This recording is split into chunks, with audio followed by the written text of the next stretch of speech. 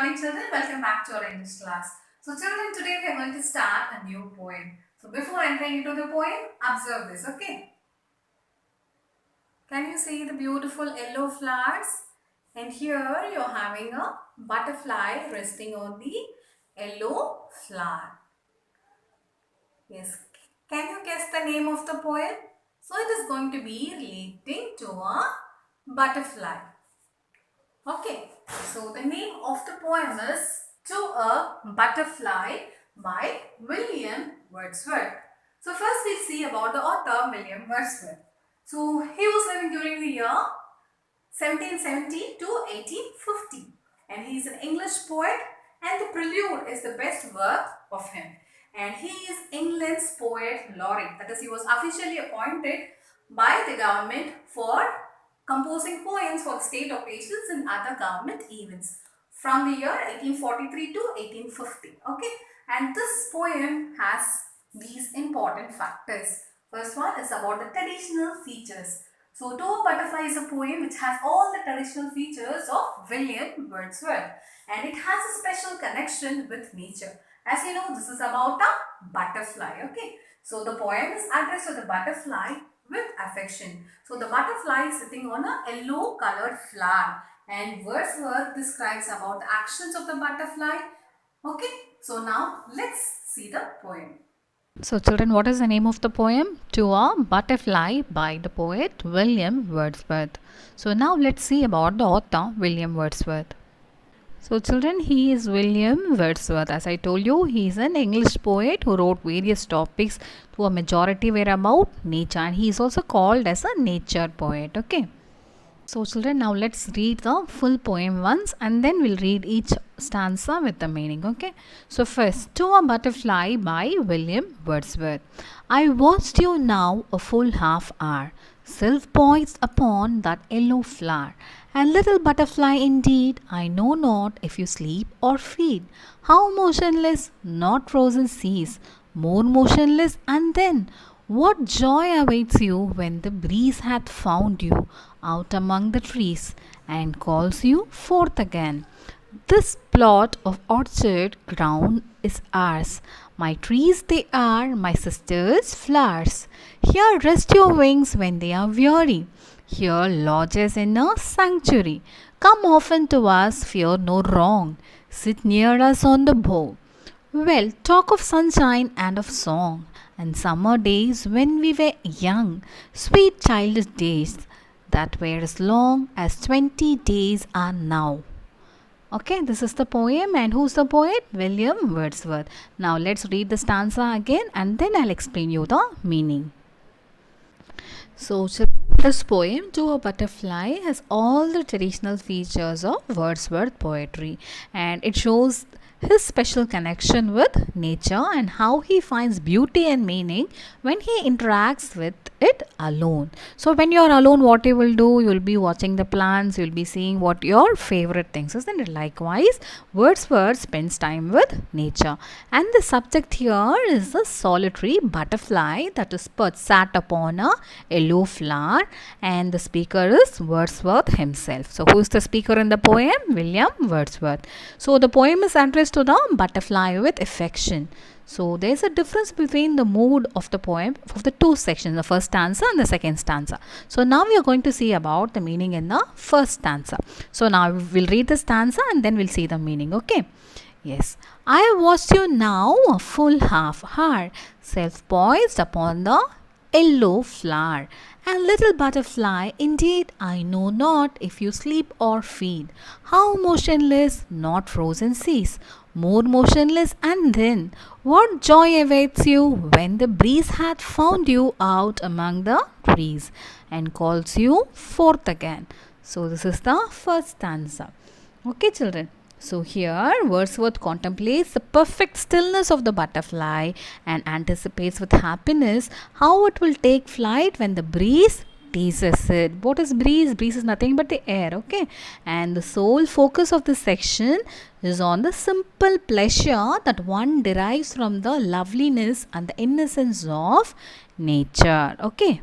So, you all have to spend time with nature, not with your mobile phones, right? So, children, are you following? Now we are going to read the second stanza. You will kindly read along with me, okay? So, this plot of orchard ground is ours. My trees they are, my sister's flowers. Here rest your wings when they are weary. And here lodge as in a sanctuary. Come often to us, fear no wrong. Sit near us on the bough. So bough is nothing but a branch of the tree here, okay? Well, talk of sunshine and of song, and summer days when we were young. Sweet childish days that were as long as 20 days are now. Okay, so what is the meaning of the second stanza? So the setting of the poem here it is revealed to us, and the poem takes on a more personal tone. So Wordsworth is sitting on his family orchard. Orchard is nothing but a tree, isn't it? You know, orchards, isn't it, children? And the trees belong to him, and the flowers were planted by his sister. Okay, the close relationship between Wordsworth and his sister is reflected in this part of the poem. And why does he want the butterfly to tarry in his orchard? Is to rest when it is exhausted, okay, and to visit as often as it likes. And the butterfly has become a personification of his childhood and the cheerful summer days spent enjoying sunshine and music, and when life was less complicated and unburdened with adult concerns. So when you're a child you don't feel for anything, isn't it? You'll be very happy, whatever you want your parents will buy and give you, isn't it? You'll not be worried of anything. So as you grow up you'll all be having some things in life, you have a lot of commitments. So the poet is feeling that it reminds me of my childhood where I used to be very free.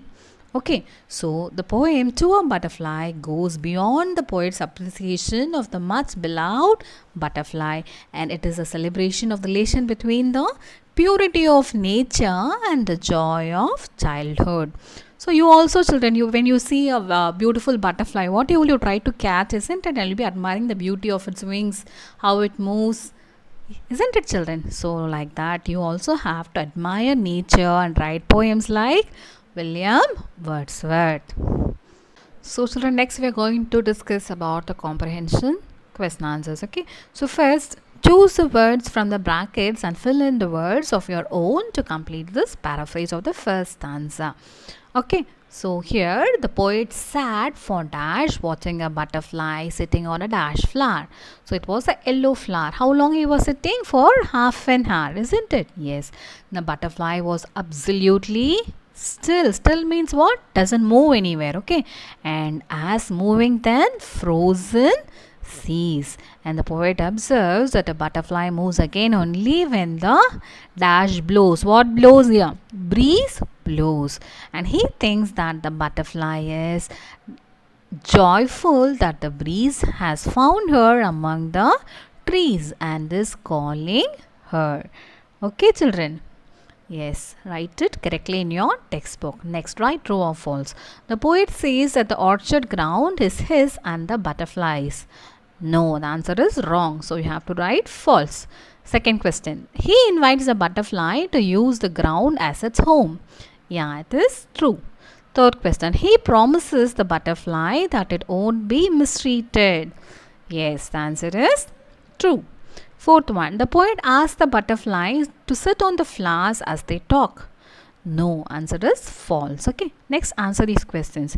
Why is the poet entranced by the butterfly? The poet is entranced because he admired the grace of the butterfly who has been sitting motionlessly on the flower without moving here and there. Okay, next, what is the poet unsure about as he watches the motionless butterfly? Why? So the poet is unsure whether the butterfly is sleeping or feeding on the flower because it is motionless as a frozen sea.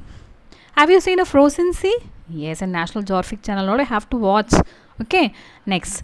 Here lodge as in a sanctuary. What is the poet inviting the butterfly to do? The poet is inviting the butterfly to rest in the garden and treat it as a safe home. Okay, now last question. What does the poet miss about his childhood days?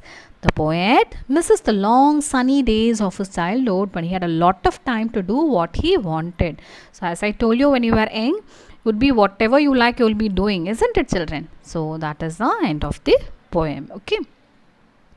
So, my dear children, complete the classwork and the assignment what I have given you, okay? And can you read the thought which is on the board there? Your mind is the garden, your thoughts are the seeds. The harvest can either be flowers or weeds.